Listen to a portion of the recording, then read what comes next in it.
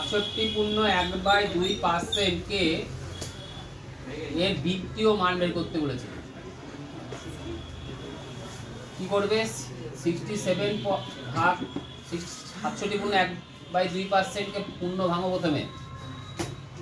135/2%। Percent তুলতে গেলে কি করতে হয়? 100 দিয়ে ভাগ করে দিলাম। তাহলে এত কি হলো? এত সংখ্যা হলো একটা। এবার কি বের করবো? বৃত্তীয় মান। তাহলে 180 ডিগ্রি তোমার কত রেডিয়ান? পাই।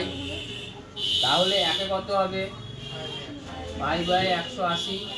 আর 135/2 ইন্টু 100 কত হবে?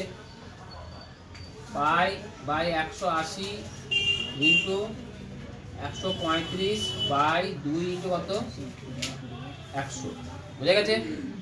এবার কাটাকাটি করো। 5 দুগুণে 10, 11 বার 5 7 35। কেন?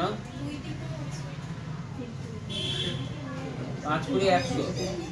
3 দিয়ে কাটো। এটা 100 থাক, এখানে 100 থাক। এটা কাটো। 3 5 15, 16 5 6 30। 2 দিয়ে কাটো।